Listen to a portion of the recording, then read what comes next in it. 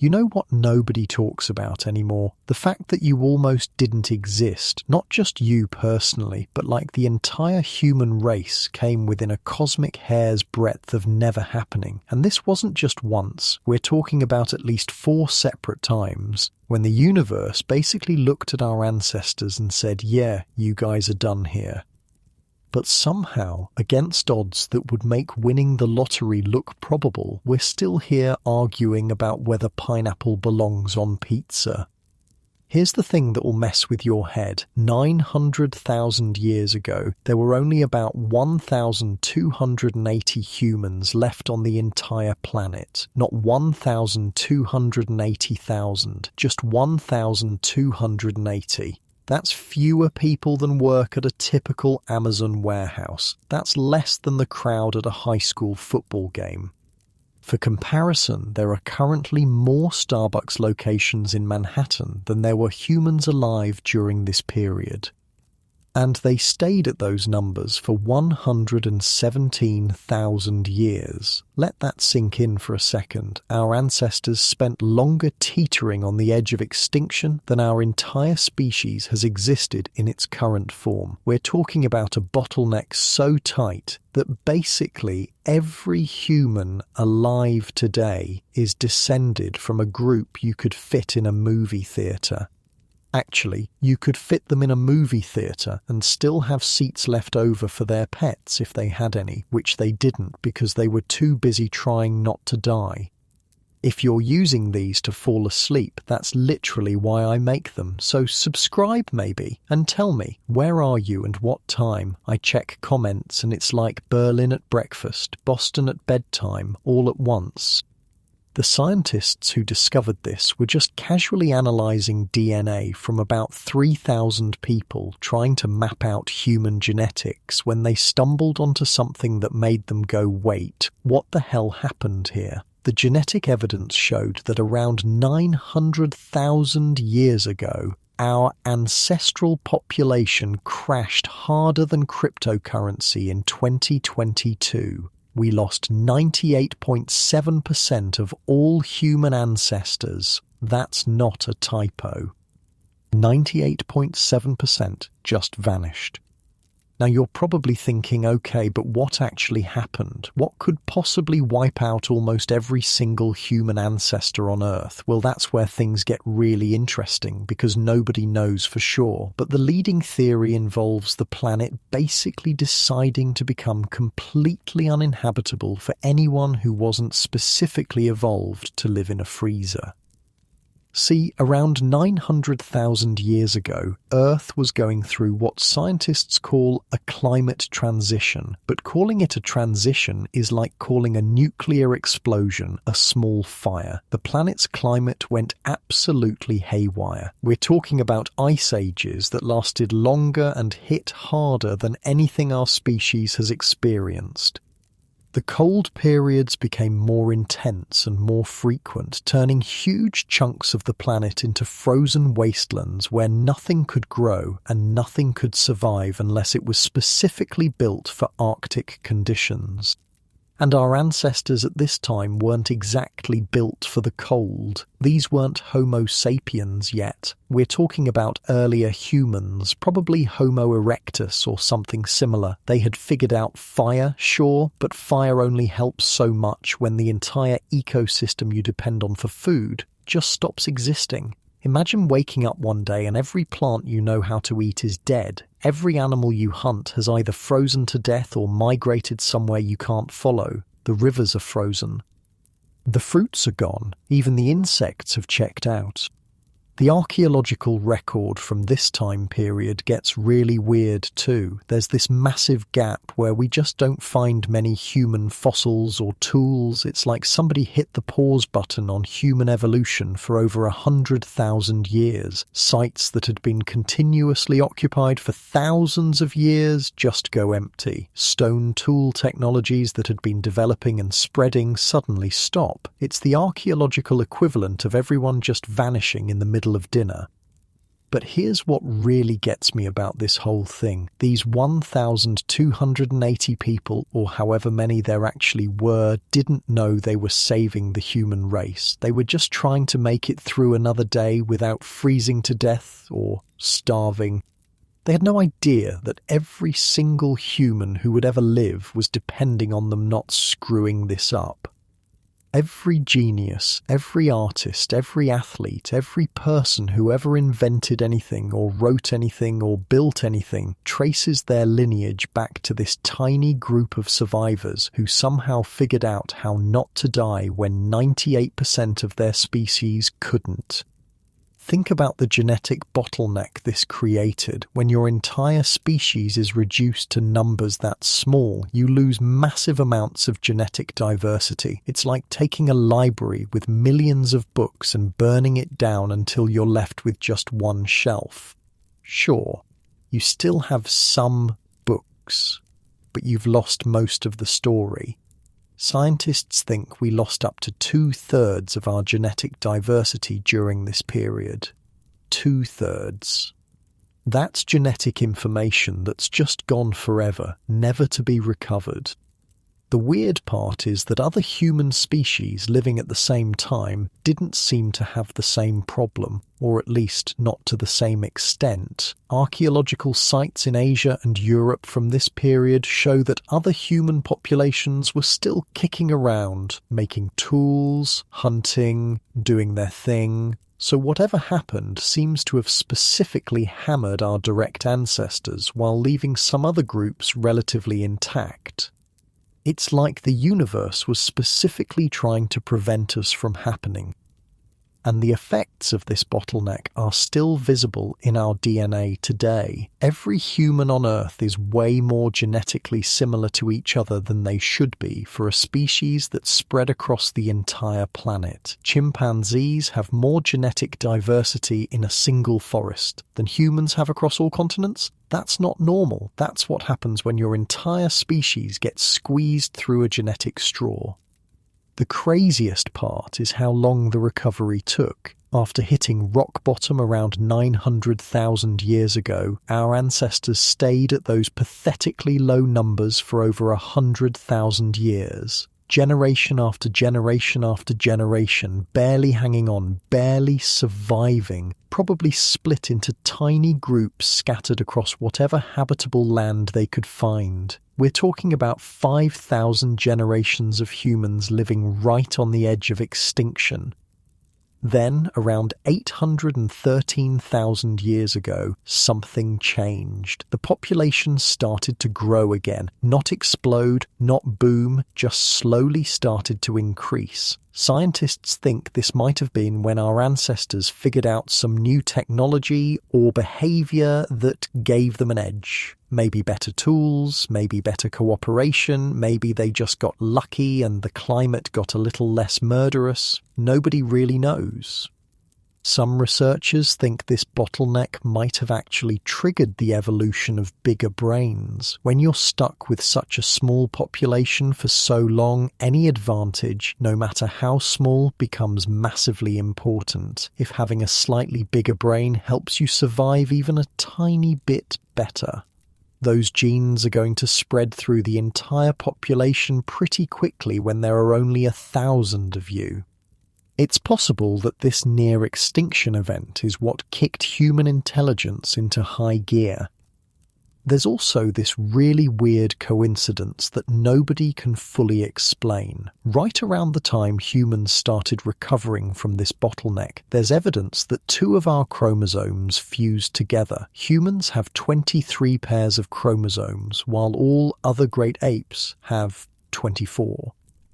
At some point, 2 chromosomes in our ancestors just merged into one, and the timing suggests it might have happened during or right after this bottleneck. Was this random? Was it somehow related to our survival? Nobody knows, but it's one hell of a coincidence. What's really mind-blowing is that this wasn't happening in some distant corner of the world. This was our entire ancestral population. Every human trait, every genetic variation, every piece of DNA that makes us who we are had to pass through this impossibly narrow bottleneck. If just one thing had gone differently, if one disease had spread through the group, if one harsh winter had been slightly harsher, you wouldn't be reading this because humans would never have existed. The survivors must have been absolute units, though. Think about what it takes to survive when 98% of your species is dying around you. These weren't the humans who gave up when things got tough. These were the ones who looked at an ice age that was killing literally everyone and said, "Nah, I'm good." They figured out new ways to find food when all the old food sources died. They figured out how to stay warm when the planet was trying to freeze them. They figured out how to keep their kids alive when child mortality was probably through the roof. And they didn't just survive, they eventually thrived. Those 1,280 people eventually gave rise to a species that would spread to every continent, build cities, split the atom, and land on the moon. But for 117,000 years, our entire future as a species hung by the thinnest possible thread. The research team that discovered this used a new method called FitCoal, which sounds like a gym program but is actually a way to analyze modern human genomes and work backwards to figure out population sizes in the past. They looked at 3,154 people from populations all over the world and found the same signal in everyone. This wasn't just one group that got hammered. This was everybody's ancestors.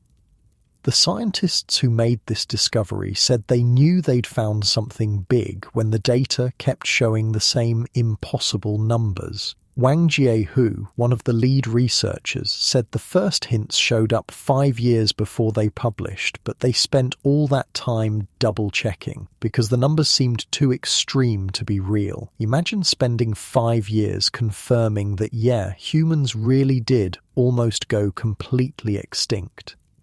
Some scientists aren't totally convinced, though. The fossil record outside Africa from this time period shows plenty of activity, which makes some researchers think maybe this bottleneck only affected certain populations. Maybe it was just our specific ancestral line that got hammered while other human species were doing fine. But even if that's true, it still means our direct ancestors, the ones we're actually descended from, came within a whisper of total annihilation. The other thing that's weird is we don't see the same kind of bottleneck in Neanderthal or Denisovan DNA from this time period. They seem to have cruised through this period relatively intact. So whatever was specifically targeting our ancestors either didn't affect them or didn't affect them as badly. It's like nature was playing favourites and we were definitely not the favourite.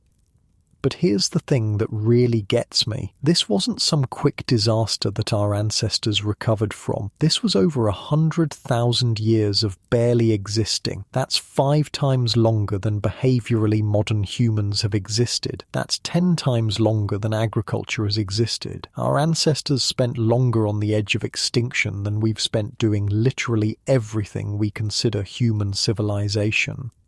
And the wildest part? This was just the first time we almost went extinct. Our ancestors survived this bottleneck, built their numbers back up, evolved bigger brains, developed new technologies, spread across the world, and then walked straight into 3 more near-extinction events that were arguably even worse. But those are stories for another time.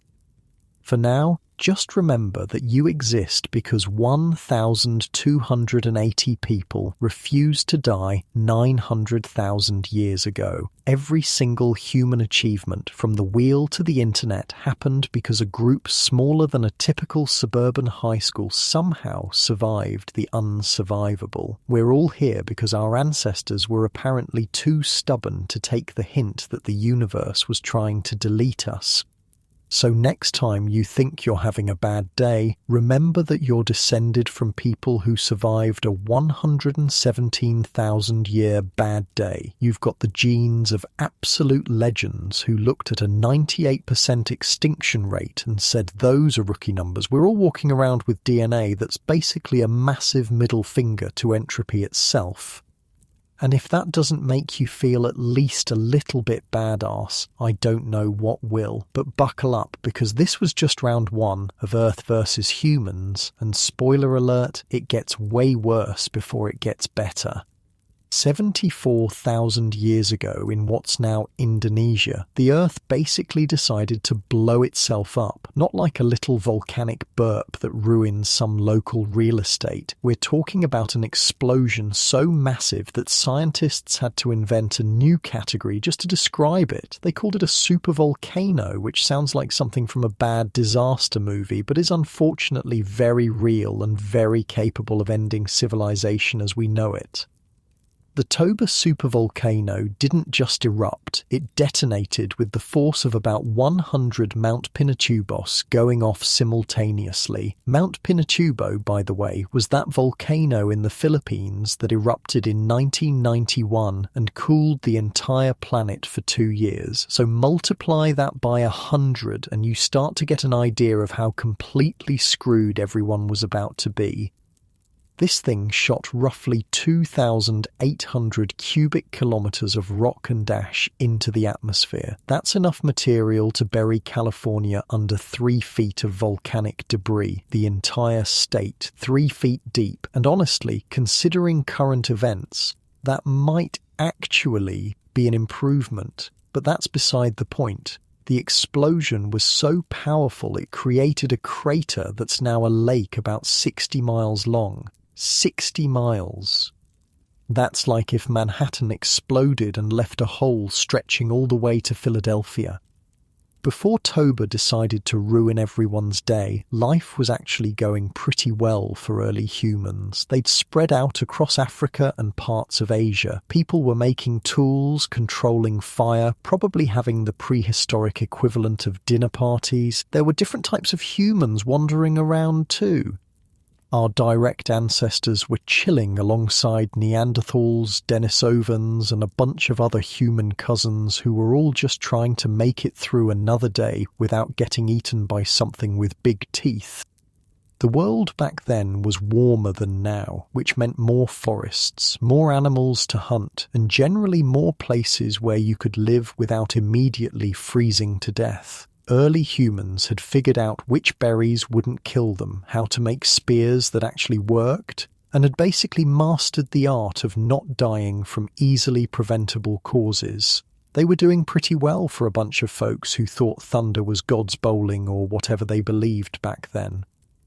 Then Toba exploded and everything went straight to hell. The eruption didn't just affect Indonesia, it affected the entire planet. Ash fell as far away as India, where archaeologists have found layers of volcanic debris up to 20 feet thick. 20 feet. That's like being buried under a 2-story house made entirely of volcanic glass and toxic chemicals. The ash wasn't even the worst part though. That honour goes to what happened to the atmosphere. See, Toba didn't just throw rocks and ash into the air, it injected massive amounts of sulfur dioxide into the stratosphere, where it turned into sulfuric acid aerosols. These tiny droplets of acid formed a blanket around the entire Earth at about 20 miles up. And unlike regular ash that eventually settles, this stuff just stayed up there, reflecting sunlight back into space like the world's worst mirror. Within weeks, global temperatures dropped by about 10 degrees Fahrenheit. That might not sound dramatic to you sitting in your climate-controlled room sipping your overpriced coffee, but when you're an early human whose entire survival strategy revolves around knowing exactly which plants grow, where, and when, a 10-degree drop means those plants are now dead. All of them. Every single thing you knew how to eat just stopped existing. The volcanic winter lasted for about 6 years. 6 years where the sun was basically just a dim light bulb behind a thick curtain of death particles. For context, most early humans only lived to about 30 if they were lucky. 6 years was a huge chunk of their entire existence, spent in a frozen hellscape where the sky was dark, nothing would grow, and the air was full of microscopic glass that would shred your lungs if you breathed too much of it. What's really wild is that we can still see evidence of this disaster today. Scientists have found toba ash in ice cores from Greenland to Antarctica. They found it in lake sediments in Africa. They found it in deep sea cores from the Indian Ocean. This one volcano in Indonesia managed to leave its calling card on literally every single continent. It's like the geological equivalent of tagging the entire planet. But here's where the controversy starts. Some scientists think toba caused a massive human population bottleneck that nearly wiped us out. The theory goes that the volcanic winter was so severe that human populations crashed to maybe just a few thousand individuals worldwide. We're talking about going from hundreds of thousands of humans to numbers so small that everyone alive today would be descended from fewer people than attend a typical music festival. The genetic evidence is weird and kind of supports this. Most large animal species on Earth show signs of a population bottleneck around 74,000 years ago. Chimpanzees, our closest relatives, smart enough to use tools and solve problems, saw their population crash so hard that all chimps alive today descend from maybe a few hundred survivors. Eastern chimps got hit even worse. Their entire species got reduced to basically one small group hiding out somewhere in Africa. Tigers had it rough too. These are apex predators we're talking about, animals that can take down a water buffalo and drag it up a tree. But when the volcanic winter hit, tiger populations collapsed so severely that every tiger alive today shares DNA from just a couple dozen breeding pairs. That's fewer tigers than most people have Instagram followers. Orangutans in Indonesia got absolutely destroyed, which makes sense since they lived right next to ground zero. They went from thousands of individuals down to maybe just a couple dozen families.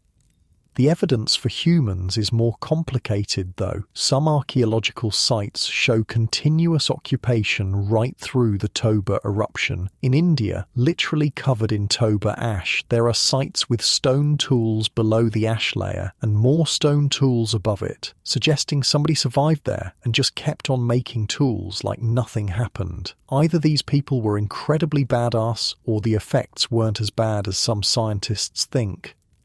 The problem is that different human populations seem to have responded differently. Archaeological sites in the Middle East show that certain human groups just vanished from the fossil record right around the time toba erupted. These weren't even different species. They were early modern humans, just like our ancestors. They just happened to be living in the wrong place when the ash started falling. Meanwhile, other groups seem to sail through relatively unaffected.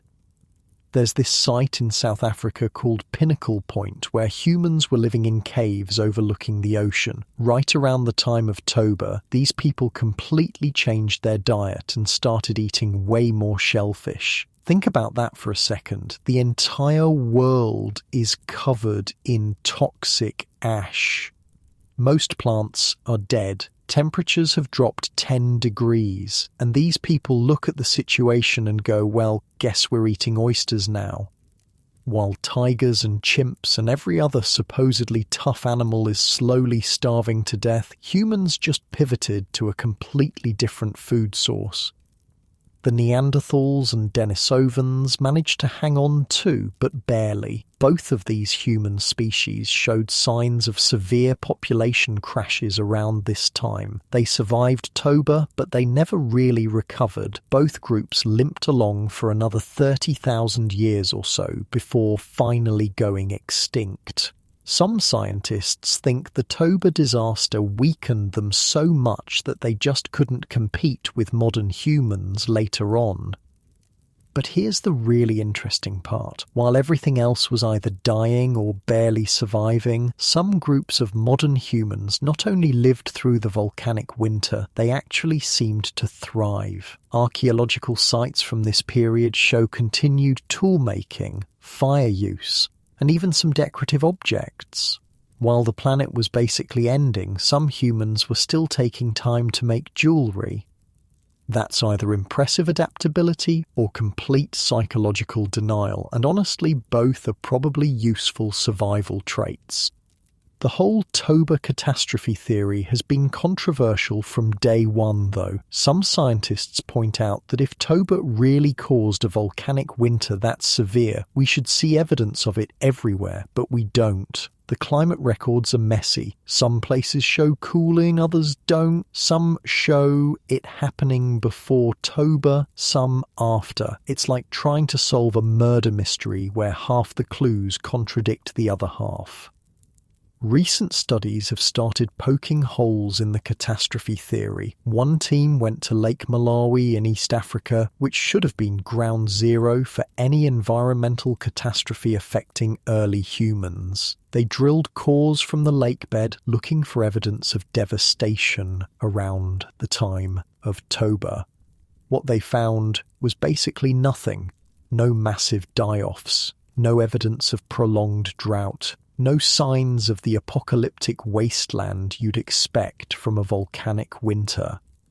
Another study looked at archaeological sites directly under the Toba ash in India. If the eruption was really that catastrophic, you'd expect to see a clear break in human occupation. People living there before, nobody during, maybe different people after. But that's not what they found. The same tool technologies appear below and above the ash layer. It's like whoever was living there just dealt with the volcanic apocalypse and kept on keeping on.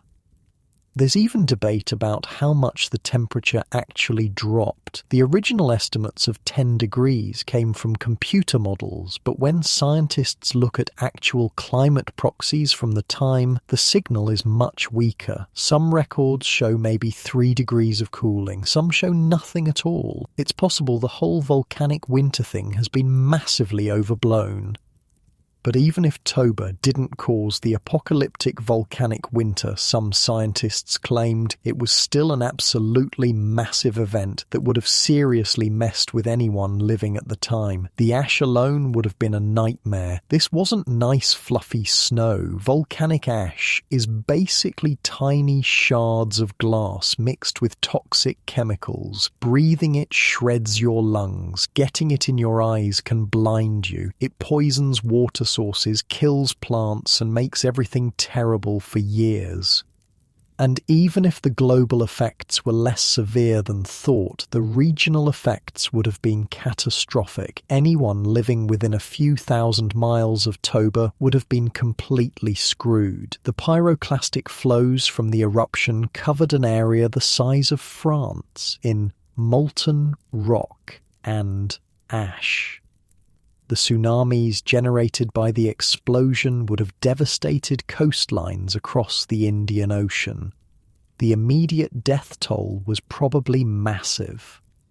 The debate over Toba really highlights how little we actually know about this period of human history. We're trying to reconstruct what happened to a few 100,000 humans scattered across Africa and Asia based on a handful of archaeological sites and some genetic signatures that might or might not be related to a volcanic eruption. It's like trying to figure out what happened at a party based on a few blurry photos and some questionable eyewitness testimony. What we do know is that something happened around 70,000 years ago that affected human populations. The genetic evidence is clear that there was some kind of bottleneck, even if it wasn't as severe as once thought. Whether that was caused by Toba, by climate change, by disease, or by something else entirely is still up for debate. Maybe it was all of the above. Maybe Toba was just the final straw in a series of challenges that were already pushing human populations to the brink. The survivors, whoever they were and however many there were, went on to do something remarkable though. Within about 10,000 years of Toba, humans had spread out of Africa and were colonizing the entire world. They reached Australia by about 50,000 years ago, Europe by 45,000 years ago, and eventually even made it to the Americas. Whatever happened during the Toba period, it didn't slow humans down for long. Some scientists even argue that Toba might have accelerated human evolution. Population bottlenecks can actually speed up evolution by allowing beneficial mutations to spread more quickly through smaller populations. If Toba really did reduce human numbers to a few thousand, any genetic advantages would have become much more important. Better communication, improved tool-making, enhanced cooperation, any of these traits could have spread rapidly through the surviving populations. There's also this weird timing coincidence. Right around the time of Toba, we start seeing evidence of more symbolic behavior in humans. Cave art, jewelry, complex tools all start showing up in the archaeological record around 60 to 70,000 years ago. Did Toba somehow trigger a cognitive revolution? Did the stress of surviving a volcanic apocalypse force humans to get smarter? Or is it just a coincidence? Nobody really knows. The latest research suggests that Toba probably wasn't the near-extinction event it was once claimed to be, but it was still a massive catastrophe that would have challenged any human populations living at the time. The fact that our ancestors survived it, whether there were 1,000 of them or 100,000, is still pretty impressive. They lived through a volcanic explosion that makes every disaster movie look tame, adapted to a radically changed environment, and came out the other side ready to conquer the world. And remember, this was still just round 2 of Earth trying to delete humans. Our ancestors had already survived one near extinction 900,000 years ago, barely scraped through Toba, and probably thought things couldn't get worse. They were wrong. Very, very wrong. Because in about 30,000 years, the planet was going to hit them with something that would make Toba look like a gentle sneeze. But that's a story for another episode. 42,000 years ago, Earth's magnetic field basically said screw it and decided to take a vacation. And when I say vacation, I mean it literally flipped upside down, weakened to almost nothing, and left every living thing on the planet exposed to cosmic radiation that would normally get blocked. This wasn't some gradual shift that gave everyone time to adapt. The magnetic poles just started wandering around like drunk tourists, and for about 800 years, compasses would have been about as useful as a chocolate teapot. Scientists call this the La Champ excursion, named after some lava flows in France where they first found evidence of it. But recently, researchers started calling it the Adams event after Douglas Adams, who wrote that 42 was the answer to life, the universe, and everything. Turns out he might have been onto something, because 42,000 years ago really was the answer to a lot of mysterious questions about why so many things died, why humans started living in caves, and why Neanderthals picked that exact moment to exit stage left forever. Here's what happened. The magnetic North Pole, which normally hangs out somewhere near the actual North Pole, decided to go on a world tour. It wandered across North America, swung by New York, headed over to Oregon, then absolutely booked it down through the Pacific to Antarctica, where it chilled for about 400 years, then shot back up through the Indian Ocean like it remembered it left the stove on. The whole trip took about 1,000 years, and during that time, Earth's magnetic field dropped to about 6% of its current strength. 6%. That's like going from a bulletproof vest to tissue paper. Why should you care about the magnetic field? Because it's literally the only thing standing between you and getting absolutely fried by cosmic radiation. The sun is constantly throwing charged particles at us that would strip away our atmosphere, scramble our DNA, and generally make life impossible. But the magnetic field acts like a force field, deflecting all that nasty stuff away from the planet. When it weakens, more radiation gets through. When it almost completely disappears, well, things get interesting. And by interesting, I mean absolutely catastrophic. Scientists recently figured this out by studying ancient kauri trees from New Zealand. These trees are absolutely ancient. Some of them were alive during the magnetic flip and kept growing for thousands of years after. Trees are basically nature's history books because they record atmospheric conditions in their rings. The scientists found one massive tree that had been preserved in a swamp for 42,000 years, and its rings told a story that would make any disaster movie look boring.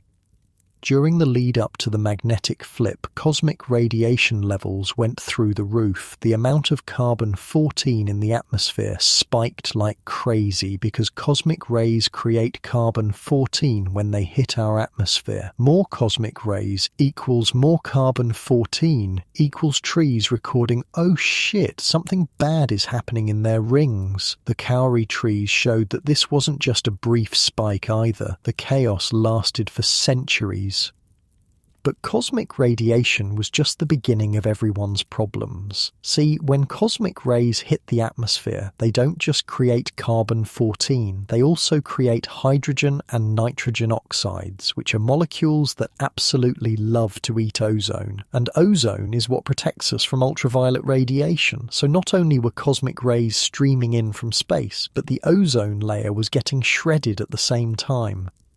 It was a double whammy of radiation exposure that would have made going outside about as safe as sunbathing next to Chernobyl. Computer models suggest that with the magnetic field at 6% and the ozone layer getting destroyed, UV radiation at Earth's surface would have increased dramatically. We're talking about levels that would give you sunburn in minutes and skin cancer in years. And this wasn't just affecting one region, this was global. Every living thing on the planet was suddenly getting bombarded with levels of radiation they had never evolved to handle. The climate went absolutely haywire too. The increase in cosmic rays caused more cloud formation, which sounds nice until you realise that clouds in the wrong places can completely mess up weather patterns. The models show that atmospheric circulation patterns changed dramatically. The tropical rain belts shifted, the jet streams went wonky, places that were supposed to be wet became deserts, places that were supposed to be dry got flooded. It was like someone hit the randomize button on Earth's weather systems. In North America, the Laurentide ice sheet suddenly started growing like crazy. In Europe, temperatures plummeted. In Australia, megafauna that had survived for millions of years suddenly started dropping dead. We're talking about giant wombats the size of cars, 20-foot-long monitor lizards, and marsupial lions that were basically koalas that chose violence. They'd survived ice ages, droughts, and all kinds of climate changes, but the Adams event was apparently the last straw. And then there were the Neanderthals. Our cousins had been living in Europe for hundreds of thousands of years. They'd survived ice ages that would make Game of Thrones winters look mild. They were stronger than us, had bigger brains than us, and were perfectly adapted to European conditions. But right around the time of the Adams event, they started disappearing. The last confirmed Neanderthal sites date to about 40,000 years ago, right when the magnetic field was having its crisis. Some scientists think the radiation exposure hit Neanderthals harder than modern humans because of where they lived. Neanderthals were mostly in Europe, which is at higher latitudes, where the magnetic field normally provides less protection anyway. When the field weakened, these areas would have gotten absolutely hammered by cosmic radiation. Meanwhile, many modern human populations were living closer to the equator in Africa, where they might have been slightly more protected.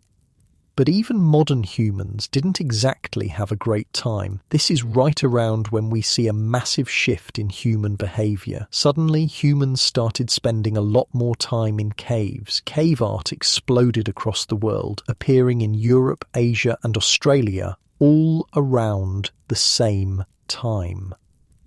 The oldest known cave paintings in Europe date to about 42,000 years ago. The oldest in Asia, same time period. The oldest in Australia, you guessed it, about 42,000 years ago.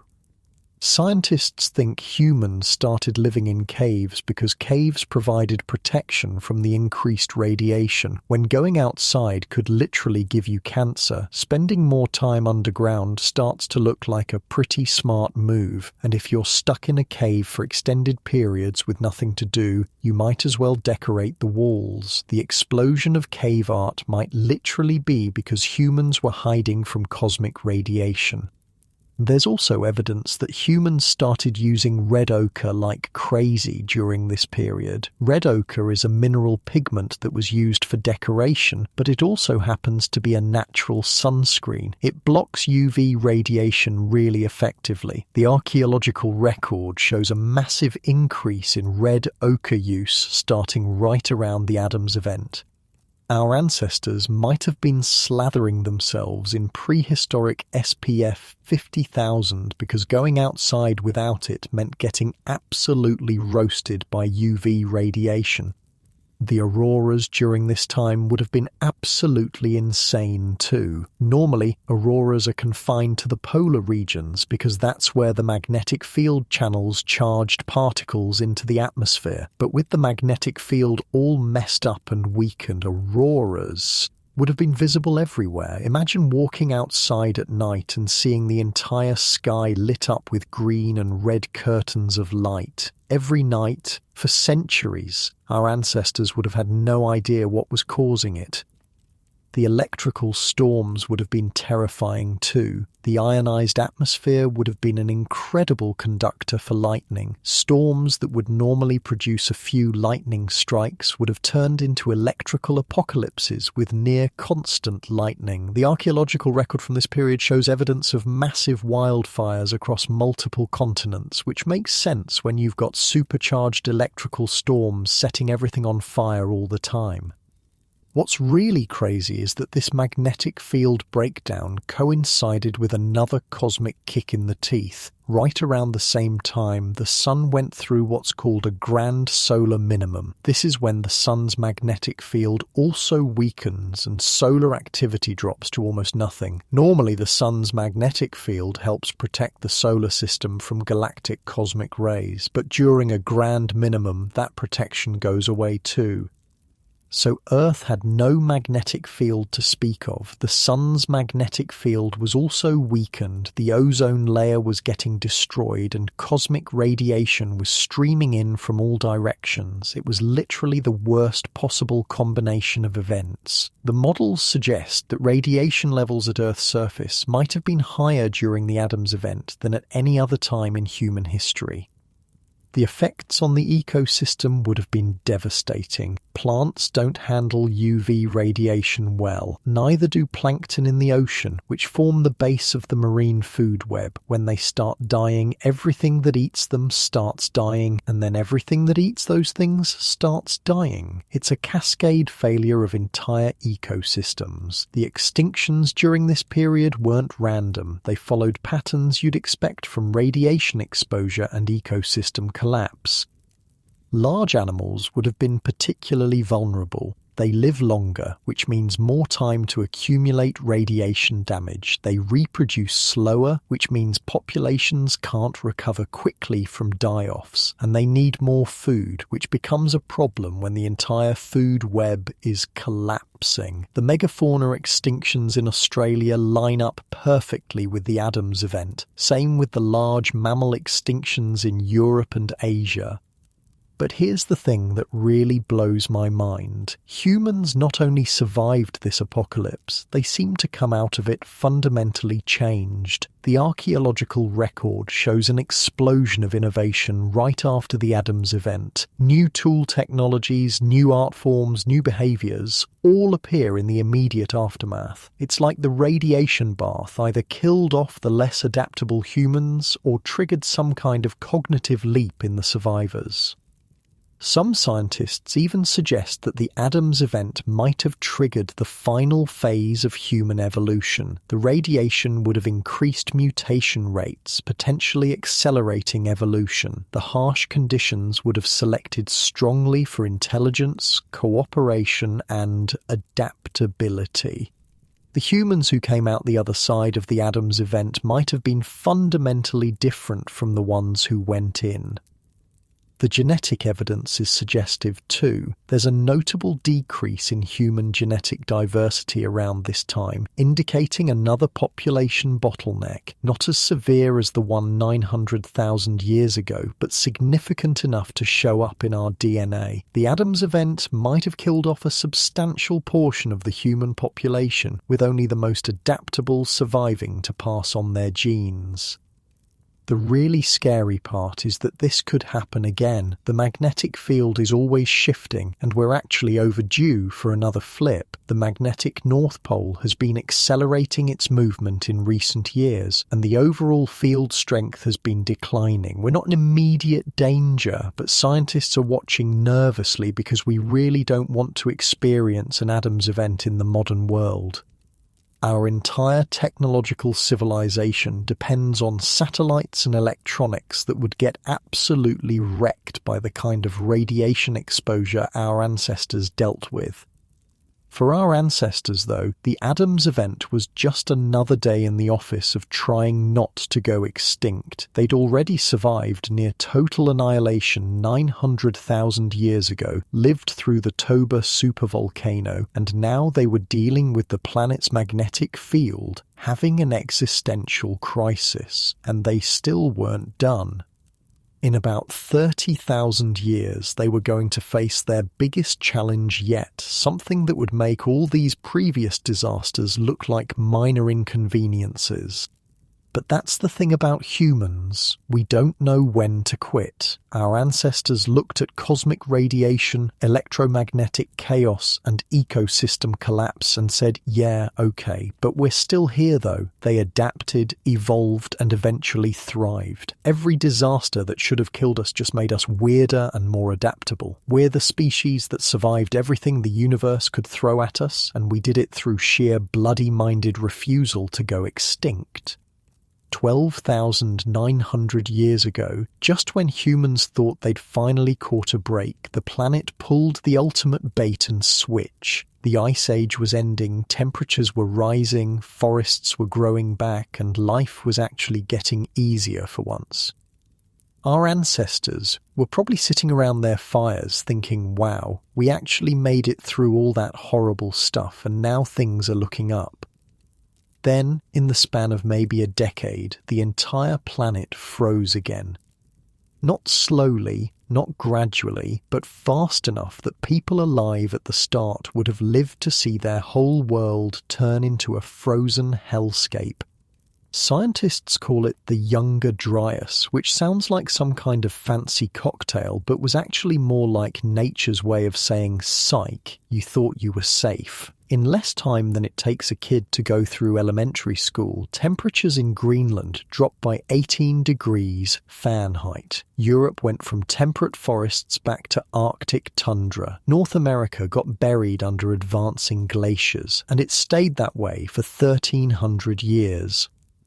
The speed of this change is what really gets me. We're not talking about gradual cooling over centuries that gave people time to adapt. The ice cores from Greenland show the climate flipped in as little as 3 years. 3 years, that's faster than it takes to get a college degree. 1 year, you're farming in a nice warm valley. 3 years later, that valley is under a glacier, and you're either dead or you've figured out how to live like an Arctic seal.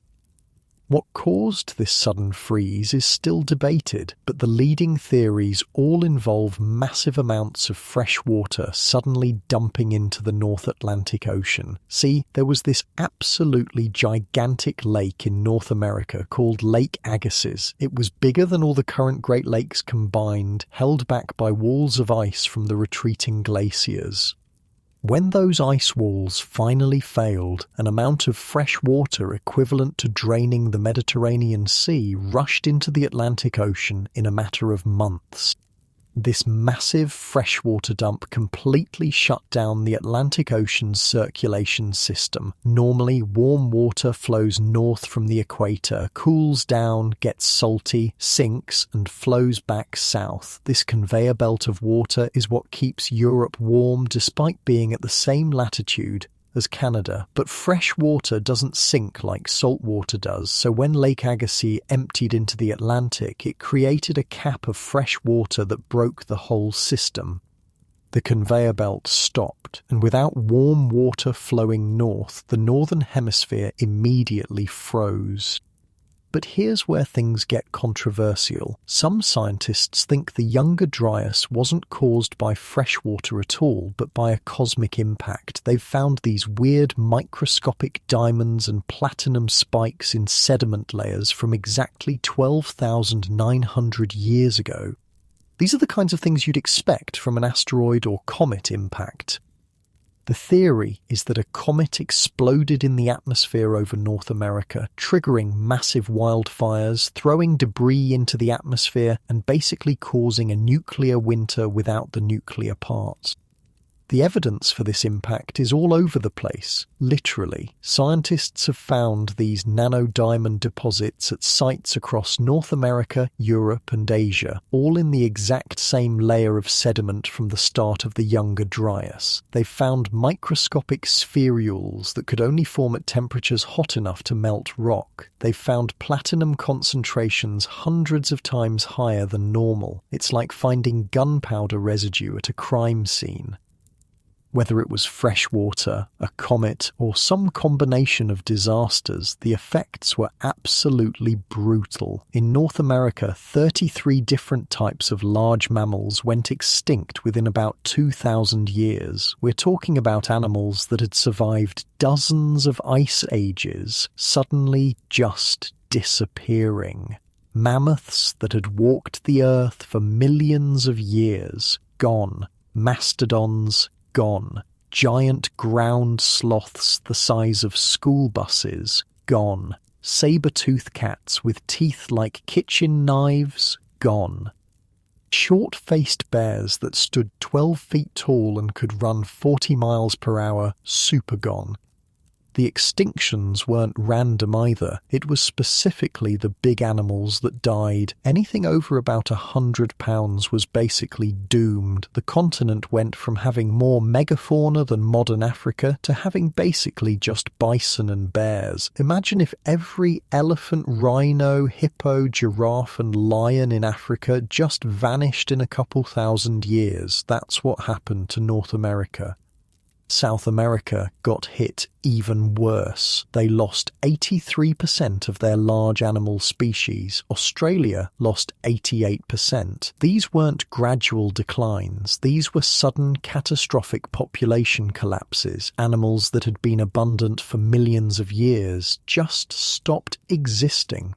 The fossil record goes from tons of mammoth bones to nothing, like someone just deleted them from the server.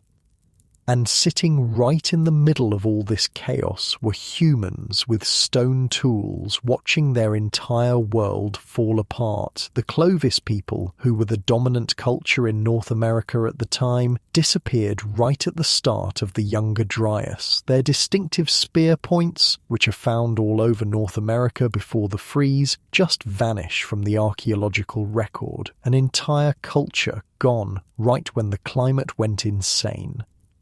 The timing is suspicious as hell. Humans show up on a continent and shortly after, all the large animals go extinct. It happened in Australia 50,000 years ago. It happened in Europe and Asia 40,000 years ago. It happened in North America 13,000 years ago. Every single time humans arrived somewhere new, the megafauna started dropping dead. Some scientists think humans hunted them all to extinction. Others think the climate change did it. But the pattern is hard to ignore. The overkill hypothesis, as it's called, suggests that these large animals had never seen humans before and didn't know to be afraid. They were naive prey that didn't run when they should have. A group of humans with spears could walk right up to a mammoth that had never seen a human before and just start stabbing. Do that enough times and suddenly there are no more mammoths. It sounds crazy, but it might have been that simple.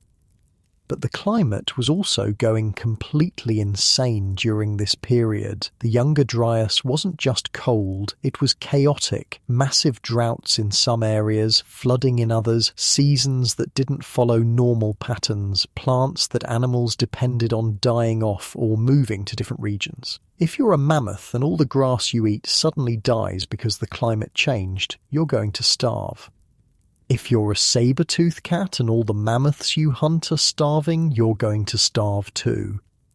The combination of human hunting and climate chaos was probably the 1-2 punch that finished off the megafauna. Humans were the new predator these animals couldn't adapt to, and the Younger Dryas was the environmental stress that pushed them over the edge. They'd survived one or the other before, but both at the same time was too much.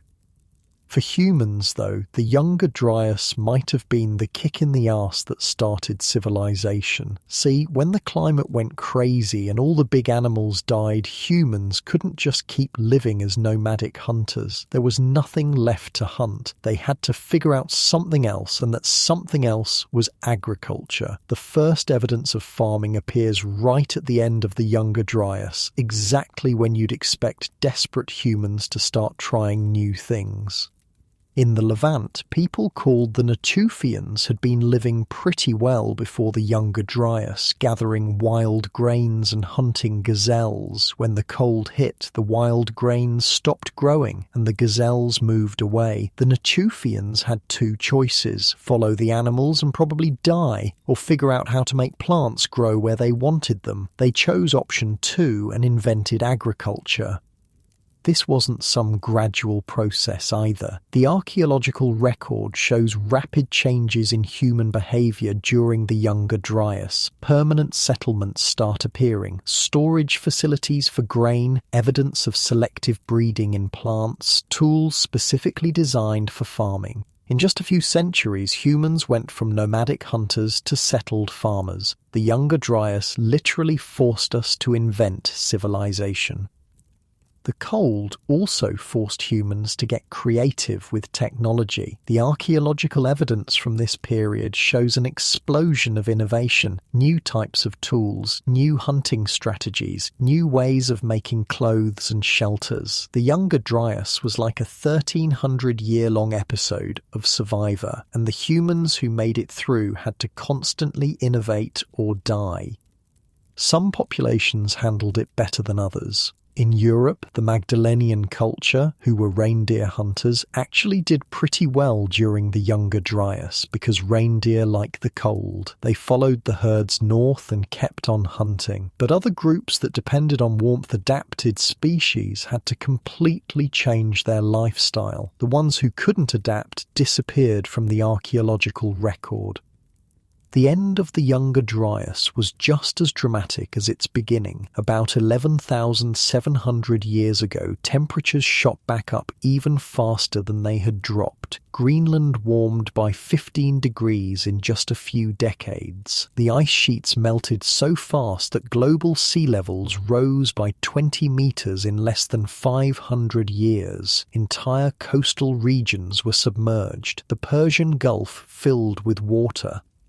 The Black Sea, which had been a freshwater lake, was suddenly flooded with salt water in what might have been the inspiration for flood myths around the world.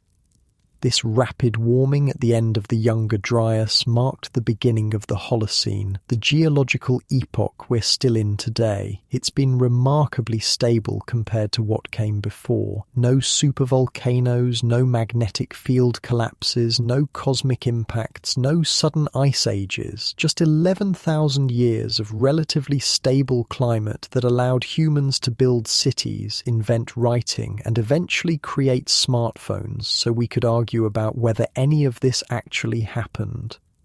But the Younger Dryas left its mark on humanity. The population bottleneck it caused is visible in our genetics. The cultures that survived were fundamentally different from the ones that went in. The animals we lived alongside for hundreds of thousands of years were gone forever.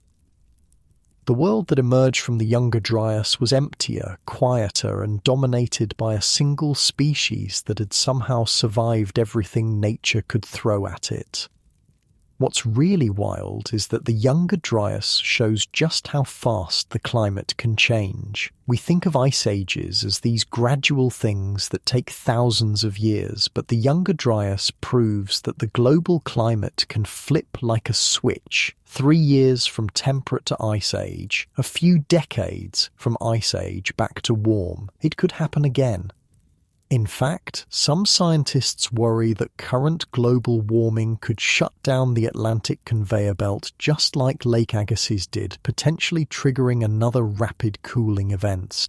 Our ancestors who lived through the Younger Dryas experienced climate change more extreme than anything modern humans have ever seen. They watched their entire world freeze, saw most of the large animals they'd always known go extinct, and were forced to completely reinvent their way of life. And they did it with nothing but stone tools, fire, and whatever wisdom they could pass down to their kids. The craziest part is that the Younger Dryas was just the final boss in a long series of extinction events that tried to wipe out humanity. Our ancestors had survived near total extinction 900,000 years ago, lived through the Toba supervolcano, dealt with Earth's magnetic field, failing, and then got hit with this sudden ice age that killed off most of the remaining megafauna. Each disaster was supposed to be the end, but humans just kept finding ways to survive. We're the descendants of people who looked at multiple extinction events and said, nah, we're good. People who survived population bottlenecks that should have ended our species. People who adapted to changes that killed off animals that had existed for millions of years. We're walking around with DNA that's been through more near-death experiences than an action movie hero. So the next time someone says humans are fragile or that we couldn't survive without modern technology, remind them that our ancestors survived multiple apocalypses with nothing but sharp rocks and attitude. We're the species that the universe tried to delete at least 4 times and failed. Every single human alive today is here because their ancestors were too stubborn to die when everything else did. Alright, so let me tell you why every single person alive today is basically a walking miracle with DNA that laughs in the face of probability. We've just gone through 4 separate extinction events that should have erased humanity from existence, and yet here we are, 7 billion strong, complaining about Wi-Fi speeds and arguing about whether hot dogs are sandwiches. But the real story isn't just that we survived. It's how surviving these apocalypses literally rewired us into something that couldn't be killed. Think about what our ancestors actually went through. 900,000 years of barely existing after a population crash that left just over 1,000 humans alive. A supervolcano that turned the sky black and poisoned the air for years. A complete breakdown of Earth's magnetic field that bathed the planet in cosmic radiation. And then a sudden ice age that froze half the planet and killed off almost every large animal that humans had ever known. Any one of these events should have been game over, but humans looked at this combo platter of extinction and ordered seconds. The genetic evidence tells a story that's absolutely insane when you really think about it. Every human alive today has less genetic diversity than what you'd find in a single troop of chimpanzees. That's not normal. That's what happens when your entire species gets squeezed through multiple evolutionary bottlenecks so tight that we're all basically cousins. Very distant cousins, sure, but way more related than any species spread across the entire planet should be. But here's the twist that nobody saw coming. These bottlenecks didn't make us weaker. They made us unstoppable. Every time our population crashed, it created massive selective pressure for specific traits. Intelligence, cooperation, adaptability, creativity, communication, all the things that make humans human got turbocharged by these near-extinction events. The humans who couldn't adapt died. The ones who could pass on genes that were basically pre-selected for surviving apocalypses. Take the 900,000-year bottleneck. The humans who survived that were the ones smart enough to find food when 98% of their species couldn't. They were the ones who figured out new hunting strategies, new tools, new ways to stay warm. Their descendants inherited brains that were wired for problem solving under extreme pressure. That genetic legacy is still in us. It's why humans can adapt to literally any environment on Earth, from Arctic tundra to scorching deserts. The Toba eruption selected for humans who could completely change their diet and lifestyle at the drop of a hat. One day you're eating fruit and hunting antelope, the next day everything's dead and covered in ash, so you figure out how to eat shellfish and roots. That flexibility, that ability to just pivot when everything goes wrong, got baked into our DNA. It's why humans are the only species that eats literally everything. We'll eat plants, animals, fungi, fermented stuff, things that are actively trying to poison us. Our ancestors survived by being the least picky eaters in history. The magnetic field collapse selected for humans who were smart enough to figure out that living in caves and covering themselves in mineral sunscreen was better than dying of radiation poisoning. It selected for pattern recognition, for understanding cause and effect, for planning ahead. The humans who survived were the ones who could look at increased cancer rates and figure out that maybe spending less time in direct sunlight was a good idea. That kind of abstract thinking is what separates us from every other species. The Younger Dryas forced humans to invent agriculture because there was literally nothing left to hunt. It selected for humans who could plan months or years ahead, who could delay gratification, who could work together on projects that wouldn't pay off until next season. The humans who survived were the ones who looked at grass seeds and thought, yeah, I could probably make more of these if I was smart about it. That's the kind of long-term thinking that eventually led to civilization. Each disaster added another layer to human evolution. We didn't just evolve to survive in one environment. We evolved to survive everything. Our ancestors went through the evolutionary equivalent of CrossFit from hell, and the ones who made it passed on genes that were basically optimized for dealing with chaos. We're not specialized for any particular environment because our specialization is not being specialized. We're the Swiss Army knife of species. but it goes deeper than just physical and mental adaptations. These disasters fundamentally changed human culture and behavior. The shared trauma of near extinction created bonds between survivors that went beyond simple family groups. Humans started forming larger, more complex social structures because that's what it took to survive. The idea of us versus them got hardwired into human psychology because for hundreds of thousands of years, it literally was us versus everything trying to kill us. The explosion of art and symbolic thinking after these disasters isn't a coincidence either. When you've just survived something that killed most of your species, you need ways to process that trauma, to pass on that knowledge, to make sense of a world that seems actively hostile. Cave paintings, jewelry, burial rituals. These weren't just decorative.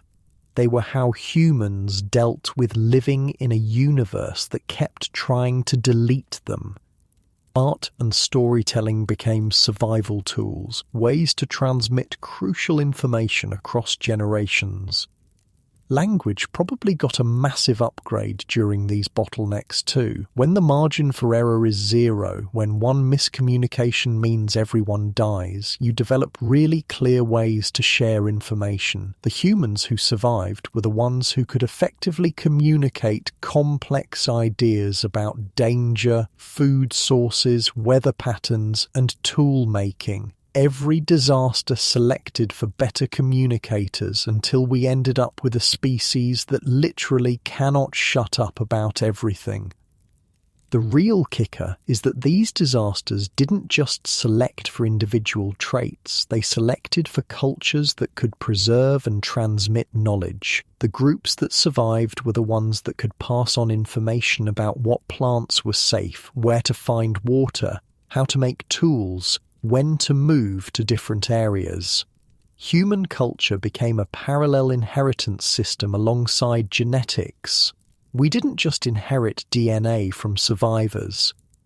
We inherited their knowledge, their stories, their hard-won wisdom about how not to die.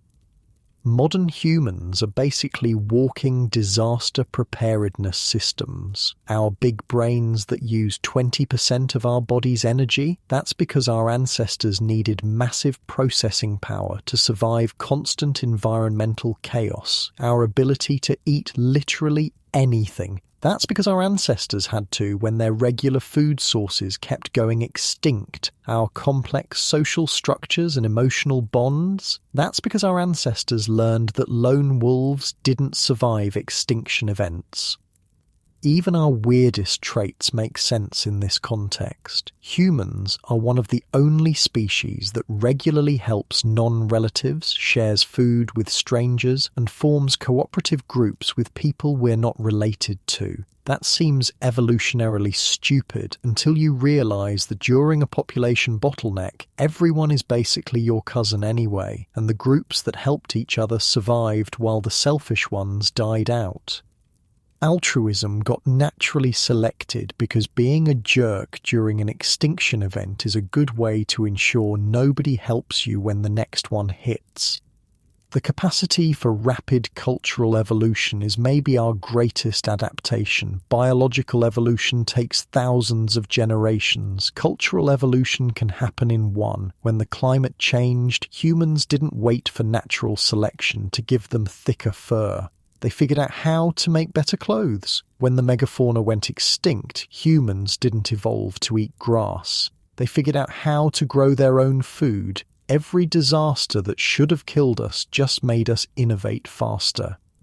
And innovation under pressure became our species' calling card. The archaeological record shows that human technological advancement wasn't gradual. It came in bursts, usually right after environmental disasters. The worst conditions produced the best innovations. It's like our brains are specifically wired to go into overdrive when everything is falling apart. We're the species that looks at existential threats and says, "Challenge accepted." The bottlenecks also explain why humans are so weird compared to other primates. We lost most of our body hair but kept it in weird places. We walk upright even though it makes us slower and hurts our backs. We have helpless babies that take forever to develop. We have menopause, which makes no evolutionary sense unless you need grandmothers to help raise kids during disasters.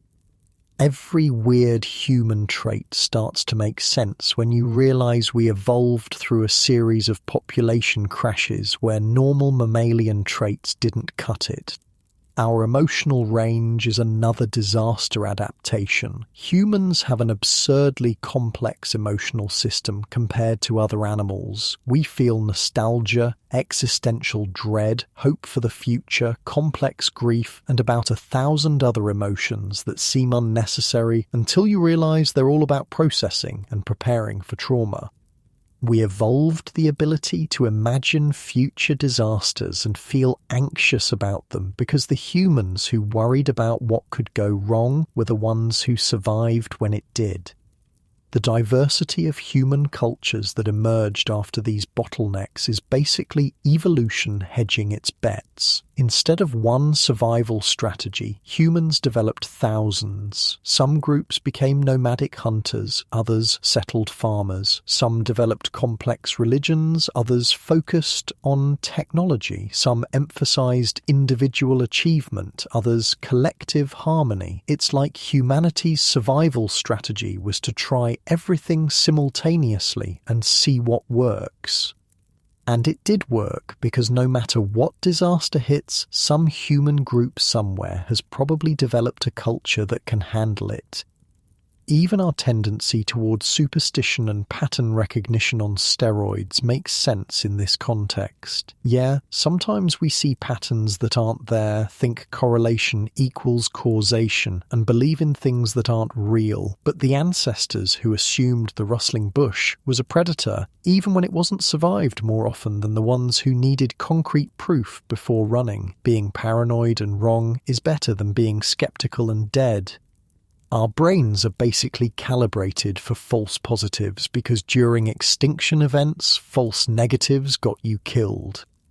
The development of religion and mythology also tracks with disaster survival. Every culture developed stories about apocalypses, floods, fires from the sky, angry gods destroying the world. These weren't just made up, they were cultural memories of real disasters, wrapped in narrative to make them memorable and transmissible.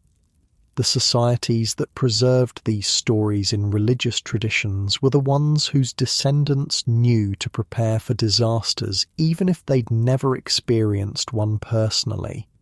Our obsession with cooperation and fairness probably evolved during these bottlenecks too. When there are only 1,000 humans left, free riders and cheaters can destroy the whole group. The successful groups were the ones that developed strong social norms, punishment for cheaters, and rewards for cooperation. We evolved an acute sense of fairness and justice because unfair societies didn't survive extinction events. The humans who made it were the ones who figured out how to work together even when resources were scarce. The fact that humans are simultaneously the most cooperative and most violent species makes perfect sense in this context. We evolved to cooperate intensely within our group for survival, but also to compete fiercely with other groups for resources. The same evolutionary pressures that created altruism also created warfare. We're capable of incredible sacrifice for our in-group and incredible cruelty to outsiders because that's what survived the bottlenecks. Looking at modern humans through this lens, we're basically over-engineered for survival. We have massive brains capable of abstract thought, complex language, long-term planning, and rapid innovation. We have bodies that can adapt to any climate, digest almost anything, and survive on remarkably little. We have social structures that can scale from small family groups to billions of people. We have cultural transmission systems that can preserve knowledge across millennia. We're the ultimate survivors because we evolved through the ultimate survival challenges. And here's the thing that should terrify and inspire everyone. These adaptations aren't done evolving. Every human alive today still carries the genetic and cultural legacy of those who survived multiple extinction events. We're all descended from the absolute hardest humans to kill who ever lived. When people say humans are fragile or that we're destroying ourselves, they're forgetting that we're literally the species that looked at 4 different apocalypses and survived them all through pure stubborn refusal to die.